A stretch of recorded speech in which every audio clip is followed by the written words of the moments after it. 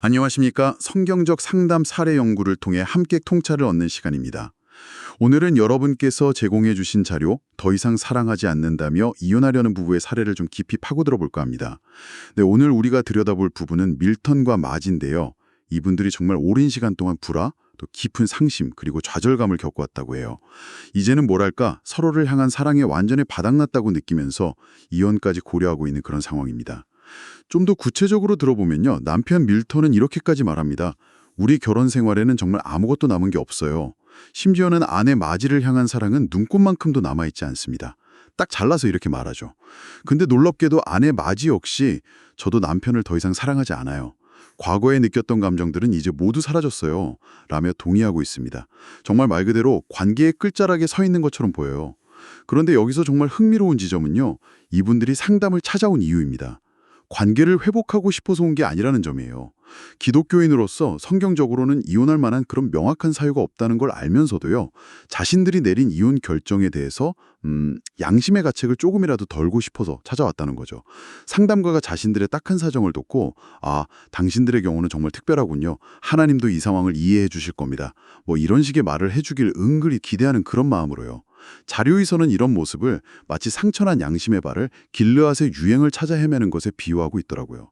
자, 그렇다면 이 자료를 통해서 밀턴과 마지 부부가 공통적으로 붙들고 있는 생각의 오류는 무엇인지, 또 그들에게 진정으로 필요한 것은 무엇이며 상담자는 이들을 어떻게 도울 수 있을지 지금부터 함께 자세히 파헤쳐 보겠습니다. 그럼 먼저 이 부부가 처한 상황의 핵심을 다시 한번 짚어볼까요? 오랜 불화와 상심 끝에 서로에 대한 사랑이 완전히 식었다. 이렇게 느끼고 있고요. 밀턴은 아내에 대한 사랑이 전혀 없다고 말하고 마지도 남편을 사랑하지 않으며 예전 감정은 사라졌다고 동의했죠. 네, 그리고 상담 목표는 관계 회복이 아니라 이혼 결정에 대한 정당성을 찾고 양심의 위안을 얻으려는 것이었다는 거. 그리고 자신들의 고통스러운 상황은 너무나 예외적이어서 하나님조차도 이혼을 허락하실 것이라고 믿고 있다는 점. 이게 중요하겠네요. 그렇다면 이 부부가 가진 생각의 뿌리에는 어떤 공통적인 오해가 자리 잡고 있는 걸까요? 자료에서는 몇 가지 중요한 지점을 지적하고 있습니다. 전문가님 의견은 어떠신가요? 네, 이 자료 분석을 보면요. 밀턴과 마지는 몇 가지 아주 근본적인 오해 위에 서 있습니다. 첫째는 사랑을 전적으로 감정과 동일시한다는 점이에요. 마지가 예전 감정은 다 사라졌어요 라고 말한 것처럼 사랑이란 곧 가슴 뛰고 따뜻한 느낌, 뭐 그렇게만 생각하는 거죠. 그냥 느낌으로만요. 네. 하지만 자료는 성경에서 말하는 사랑은 그런 변덕스러운 감정 이상의 것, 그러니까 의지적인 약속이자 헌신적인 행동이라는 점을 강조합니다. 감정이 있든 없든 지키기로 선택하는 것에 가깝다는 거죠. 선택이요? 네. 둘째 오류는 결혼 자체가 이런 사랑의 감정 위에 세워졌다고 믿는 겁니다. 그렇기 때문에 감정이 사라지면 결혼의 기초가 무너졌으니까 끝내야 한다. 이런 논리로 이어지는 거죠. 감정이 기반이라고 생각하니까요. 맞습니다. 하지만 성경적인 관점에서 보면 결혼의 기초는 감정이 아니라 언약입니다. 하나님 앞에서 맺은 변치 않기로 한 약속이죠. 사랑이라는 감정은 결혼이라는 집의 기초라기보다는 오히려 그 집 안에서 가꾸고 지켜나가야 할 소중한 가구와 같다고 볼 수 있어요. 기초는 언약이라는 겁니다. 그렇군요. 기초는 언약이다. 세 번째 오류는 어떤 건가요? 마지막으로 세 번째 오류는 하나님께서 자신들의 경우에는 예외를 허용하실 거라고 믿는 생각입니다. 이혼에 대한 하나님의 분명한 가르침이 있지만 우리의 고통은 너무나 특별하고 심각하기 때문에 하나님도 우리의 이혼을 이해하고 인정해 주실 거라는 그런 기대죠. 우리만은 다를 것이다. 뭐 이런. 네. 자료에서는 이런 태도를 상당히 심각하게 지적합니다. 이건 마치 하나님께서 이 문제를 해결할 능력이 없으시거나 혹은 그분의 말씀이 보편적인 진리가 아니라고 여기는 것과 같아서 어쩌면 신성모독에 가까울 수도 있다는 거예요. 우리 경우는 다르다는 생각이 실은 하나님의 주권과 능력을 제한하려는 시도일 수 있다는 그런 통찰입니다. 그렇군요. 사랑을 단지 감정으로만 보고 그 감정이 사라지면 결혼도 끝이라고 여기면서 또 자신들은 하나님의 원칙에서 예외일 거라는 믿음, 이 세 가지가 얽혀서 이들을 더 깊은 수렁으로 빠뜨리고 있었군요. 그렇다면 그 양심의 위안이라는 길르아스의 유향을 찾아온 이들에게 정말로 필요한 것은 무엇이었을까요? 분명 그들이 원했던 것과는 다른 차원의 해답이었을 것 같습니다. 맞습니다. 그들이 표면적으로 갈망했던 위안과는 아주 근본적으로 다른 것이 필요했습니다. 자료에서 가장 강조하는 것은 바로 성경적인 소망이에요. 지금 그들의 결혼 생활이 아무리 혼란스럽고 절망적으로 보일지라도 그것이 결코 하나님의 통제나 능력 밖에 있는 상황이 아니라는 확신이죠. 하나님의 통제 아래에 있다는 것. 네. 여기서 아주 흥미로운 지적이 나오는데요.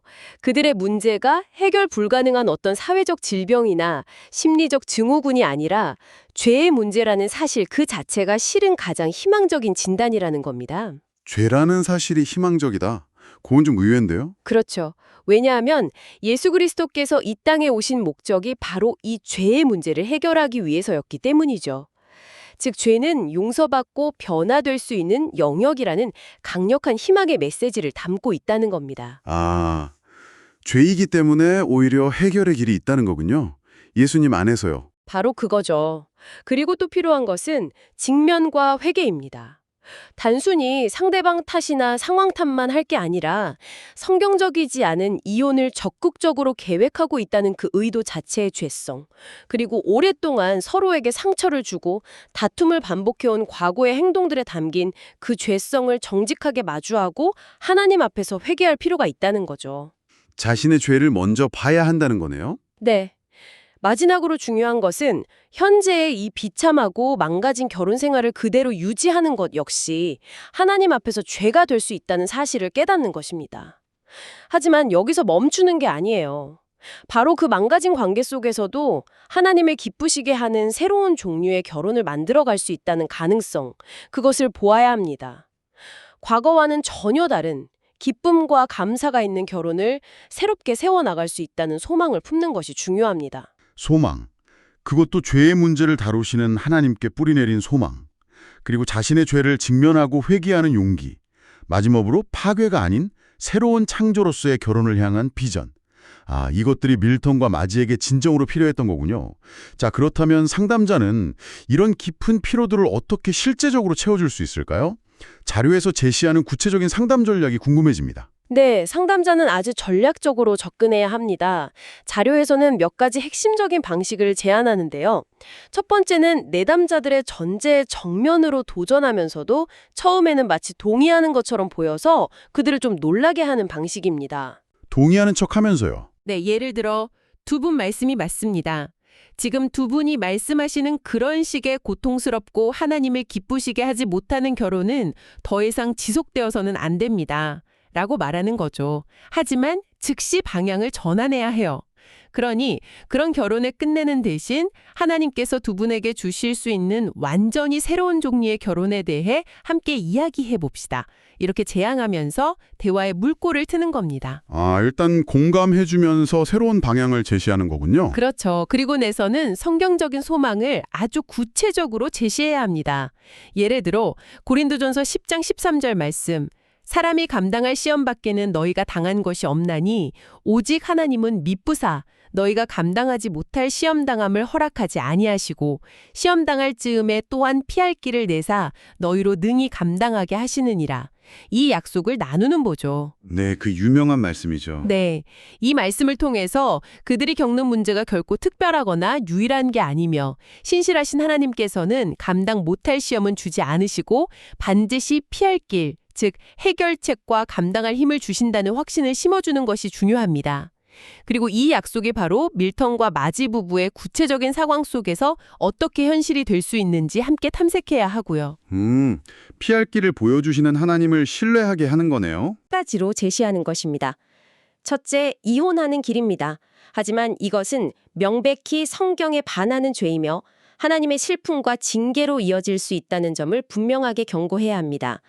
자료에서는 상담자가 이런 식으로 좀 도전적으로 질문할 수도 있다고 제안해요. 지금 결혼 생활이 너무 힘들다고요? 그렇다면 하나님의 뜻을 어기는 죄를 짓고 난 후에 경험하게 될 진짜 힘듦이 무엇인지 한번 겪어보시겠습니까? 이렇게요. 와, 상당히 직접적인데요. 네, 필요하다면요. 둘째 선택지는 현재처럼 서로를 비난하고 원망하며 불행하게 계속 살아가는 것입니다. 이건 역시 하나님께서 원하시는 결혼의 모습이 아니므로 죄 가운데 머무르는 것임을 지적해야 합니다. 그냥 불행하게 사는 것도 죄다? 그렇죠. 셋째 선택지는 회개와 의도적인 노력을 통해 하나님 앞에서 새로운 결혼을 만들어가는 것입니다. 이건 야말로 유일하게 성경적이며 하나님을 기쁘시게 하는 길임을 강조해야 합니다. 네, 세 가지 길. 이혼, 불행 유지, 아니면 새로운 결혼. 명확하네요. 마지막으로 상담자는 상담 과정의 주도권을 확실하게 가져야 합니다. 내담자들이 끝없이 과거의 상처와 현재의 불행만을 되풀이하며 이야기하게 내버려두는 것이 아니라 상담자가 대화를 이끌어가야 한다는 거죠. 과거에 서로에게 지었던 구체적인 죄들은 무엇이었는지, 왜 이혼이라는 생각까지 하게 되었는지, 그 근본 원인들, 즉 망가진 삶의 핵심적인 정보들을 적극적으로 수집하고 분석하는 데 집중해야 합니다. 상당히 단호하면서도 명확한 접근 방식이네요. 내담자의 생각에 도전하고 성경적 소망을 구체적으로 제시하며 선택지를 분명히 보여주고 상담의 방향을 상담자가 이끌어가는 것. 듣기만 해도 쉽지 않아 보이는데요. 그렇다면 이런 대화와 분석을 넘어서 실제적인 변화를 이끌어내기 위한 숙제는 어떤 것들을 제안할 수 있을까요? 숙제는 정말 중요합니다. 상담실에서의 깨달음이 실제 삶의 변화로 이어지게 하는 다리 역할을 하니까요. 자료에서 제안하는 숙제들은 철저히 행동 중심적입니다. 사랑의 감정이라는 그 잘못된 신화를 헌신의 행동으로 대체하고 회개에 구체적인 초점을 맞추도록 설계되었어요. 행동 중심적인 숙제. 어떤 것들이 있을까요? 먼저 부부가 함께 해야 할 공동 숙제가 있습니다. 첫 번째는 언약 되새기기인데요. 매일 에베소서 5장 22절에서 33절과 고린도전서 13장을 함께 소리내어 읽는 겁니다. 에베소서 5장과 고린도전서 13장. 사랑에 대한 중요한 말씀들이죠. 네. 그리고 이 말씀들이 각자에게 배우자를 위해 무엇을 하라고 명령하는지, 자신의 현재 감정과는 상관없이요. 그걸 토론하고 내용을 기록하게 합니다. 이 숙제의 목적은 사랑이 단지 감정이라는 그 뿌리 깊은 오해를 바로잡고 사랑을 의지적인 행동과 약속으로 다시 정의하도록 돕는 데 있습니다. 감정이 아니라 행동으로 사랑을 배우는 거군요. 그렇죠. 두 번째 공동 숙제는 소망 붙들기입니다. 매일 고린도전서 10장 13절을 다시 읽으면서요. 하나님께서 약속하신 그 피할 길이 구체적으로 자신들의 결혼 생활 속에서 어떤 모습으로 나타날 수 있을지 함께 묵상하고 나누게 하는 겁니다. 아까 그 소망의 구절이군요. 네. 이를 통해 막연한 절망감 대신 구체적인 성경적 소망을 심어주고 우리만 특별히 더 절망적이다라는 생각에서 벗어나도록 돕습니다. 공동 숙제 두 가지 잘 있습니다. 그럼 개인 숙제도 있나요? 네, 각자 해야 할 개인 숙제가 있습니다. 남편 밀턴에게는 결혼 생활에서 자신이 지었던 죄들, 예를 들어 영적 리더십의 부재라던가 아내의 필요에 대한 무관심, 분노 표출 같은 것들을 아주 상세하게 글로 적어보게 합니다. 그리고 다음 상담 시간까지 그 죄들에 대해 진심으로 하나님의 용서를 구하기로 결단하게 하는 거죠. 남편은 자기 죄에 집중하게 하는 거네요. 맞습니다. 아내의 감정 부족이나 문제점 탓만하던 시선에서 벗어나 자기 자신의 죄와 책임에 집중하도록 만드는 데 목적이 있습니다. 그럼 아내 마지의 숙제는요? 아내 마지에게는 이번 주 동안 매일 남편 밀턴에 대해 감사할 점 3가지씩을 찾아 적어보게 합니다. 그리고 남편이 부탁하지 않은 작은 섬김이나 친절을 하루에 1가지씩 실천하도록 합니다. 감사 찾기와 작은 섬김. 네, 이 숙제의 목적은 수동적으로 받기만 하거나 불평만 하던 습관에서 벗어나서 능동적으로 주는 사랑을 연습하게 하고 마음속의 쓴뿌리를 구체적인 사랑의 행동으로 대체하도록 돕는 것입니다. 자, 지금까지 밀턴과 마지 부부의 힘겨운 상황과 그들을 돕기 위한 성경적 접근법, 그리고 구체적인 숙제까지 자세히 살펴보았습니다. 이 모든 이야기가 결국 이 사례를 접하고 있는 여러분에게는 어떤 울림을 주나요? 제가 보기에 핵심은 이것 같습니다. 사랑을 그저 왔다 가는 수동적인 감정으로만 여기던 관점에서 벗어나서 설령 감정이 차갑게 식었을 때조차도 사랑을 하나님 앞에서 맺은 언약이자 능동적인 헌신의 행위로 바라보는 관점으로의 전환. 그리고 아무리 망가진 상황처럼 보여도 회개와 의지적인 행동을 통해 하나님 안에서 새로운 소망을 찾을 수 있다는 것. 이것은 비단 밀턴과 마지 부부만의 이야기는 아닐 겁니다. 어쩌면 여러분의 관계 속에도 적용될 수 있는 중요한 원리가 아닐까요? 정확합니다. 이 사례는 감정이 부족하다는 느낌이나 상황의 어려움을 핑계 삼아서 관계를 정당화하거나 포기하려 하기보다는 오히려 환신과 하나님의 도우심에 의지하여 적극적으로 변화를 추구하는 것이 얼마나 중요한지를 극명하게 보여줍니다. 변화를 추구하는 것? 네, 단순히 겉으로 드러나는 증상, 예를 들어 불행감이나 사랑의 감정 부재에만 머물 것이 아니라 그 뿌리에 있는 근본 원인, 즉 죄의 문제와 결혼 및 사랑에 대한 성경적이지 않은 관점을 다루는 것이 회복의 열쇠임을 강조하죠. 자료에서도 힘 주어 말하듯이 아무리 절망적으로 망가진 것처럼 보이는 관계라 할지라도 성경적인 원리로 접근하면 결코 회복 불가능한 것은 아니라는 것. 정말 강력하고 희망적인 관점을 우리에게 제시합니다. 네, 회복 불가능한 것은 없다. 정말 중요한 메시지네요.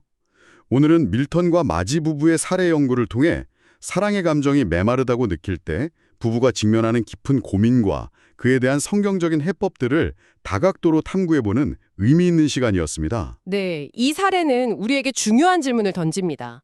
관계 속에서 감정이 사라졌다고 느낄 때 우리는 그 감정의 부재만을 탓하며 관계를 쉽게 포기할 것인가? 아니면 그 관계의 더 깊은 기초인 언약과 책임, 그리고 하나님의 도우심에 집중하며 새로운 길을 모색할 것인가? 바로 여러분께 묻고 싶습니다. 만약 여러분의 관계 속에서 감정이 식었다고 느낄 때 여러분은 무엇을 선택하시겠습니까? 사라져버린 감정의 자리에 머물며 좌절하시겠습니까? 아니면 하나님 앞에서 맺은 약속에 근거한 의지적인 행동을 통해 새로운 관계를 능동적으로 만들어 가시겠습니까? 오늘 이 깊이 있는 탐구에 끝까지 함께해 주셔서 진심으로 감사합니다.